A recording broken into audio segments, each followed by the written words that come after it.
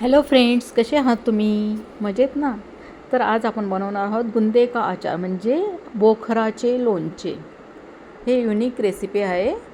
तर आपण घेतले आहेत 15-20 जवळजवळ बोखरं घेतली आहेत आणि एक कच्ची कैरी घेतली. आधी आपल्याला बोखरं तोडून घ्यायचे आहेत आणि त्याच्यातल्या आतल्या ज्या बिया आहेत ते काढून एका साईडला करायचे आहेत. असे आपल्याला फोडून घ्यायचे आहेत या प्रकाराने. अशा आपण सगळे फोडून घेऊया आता आणि बिया वेगळ्या काढून घेऊया. अशा प्रकारे मस्त आपले आता गुंदा किंवा जे बोखरं आहेत ते मस्त फोडून झालेत. याला इंडियन चेरी पण म्हणतात.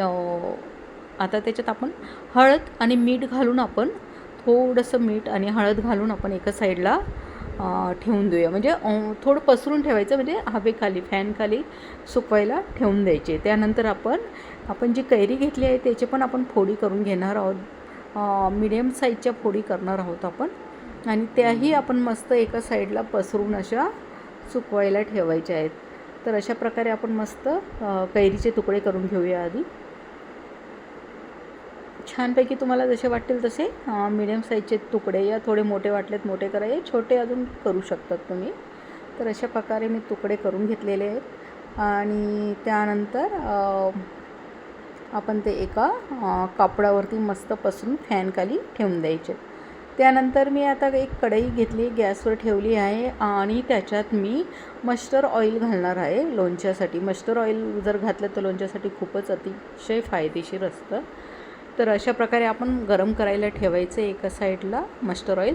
त्यानंतर मी मिक्सरमध्ये घेतले थोडे मेथीचे दाणे, राईची डाळ, त्यानंतर बडीशेप आणि जिरा, पेपर घेतला आहे, लवंग घेतली आहे.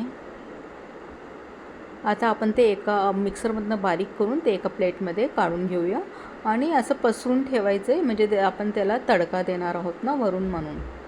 तर आता आपण जी रेड चिली पावडर वगैरे आहे ती आपण पसरून ठेवणार आहोत त्याच्यात, आणि थोडेसे रेड चिली फ्लेक्ससारखं पण घेतलं आहे मी, म्हणजे जाड मिरची वाटून घेतली आहे, आणि थोडेसं मीठ घेतलं आहे चवीनुसार तुम्ही कमी जास्त करू शकता.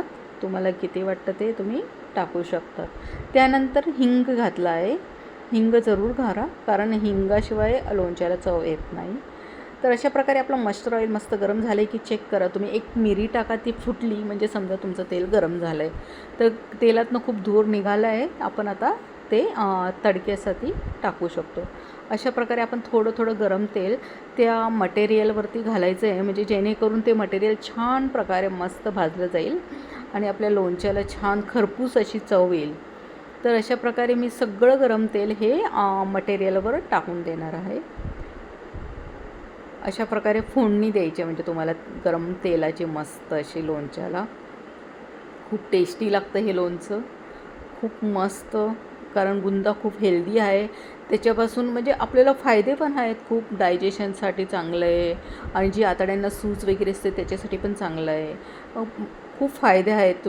हे तुम्ही नक्की ट्राय करा. खूप वेगळी रेसिपी आहे आणि याचे फायदेही खूप आहेत, म्हणून तुम्ही नक्की बनवा. त्यानंतर मी हळद घालणार आहे त्याच्यावरती, आणि थोडासा गूळ घालणार आहे. गूळ तुम्हाला घालायचा तर घालू शकतात, नाही तर तुम्ही साखर घालायची तर साखरही घालू शकतात, पण मी गूळ घालून करते. विदाऊट गुळाचं किंवा विदाऊट साखरेचं पण करू शकता तुम्ही, थोडं आंबट येईल पण टेस्ट.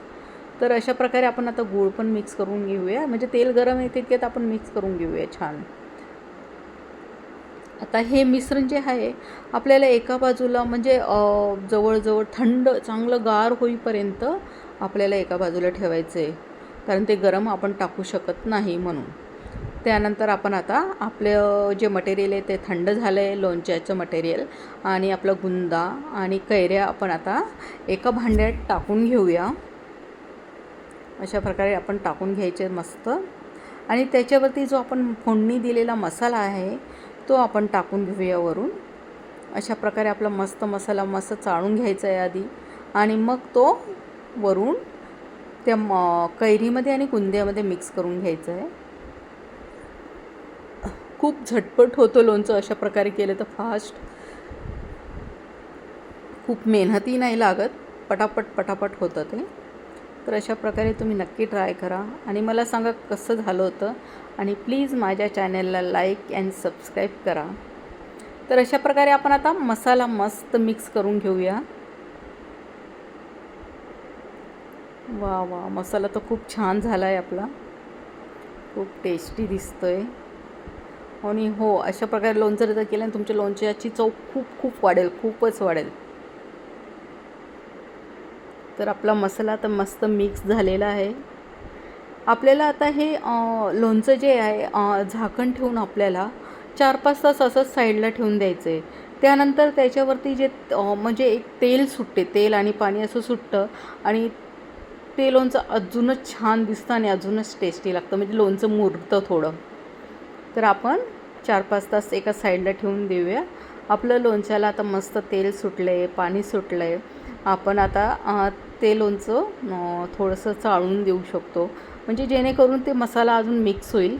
असं 2-3 दिवसात जर ते तुमचं लोणचं जर मुरलं तर ते अजूनच टेस्टी लागतं. 2-3 दिवसानंतर खूप खाण्यासारखं होतं ते लोणचं. अशा प्रकारे आपले चमचमीत आणि झणझणीत मस्त लोणचं तयार आहे. तर तुम्ही नक्की ट्राय करा आणि मला सांगा कसे झाले ते कॉमेंट्स करा please. And like and subscribe my channel. Enjoy your day.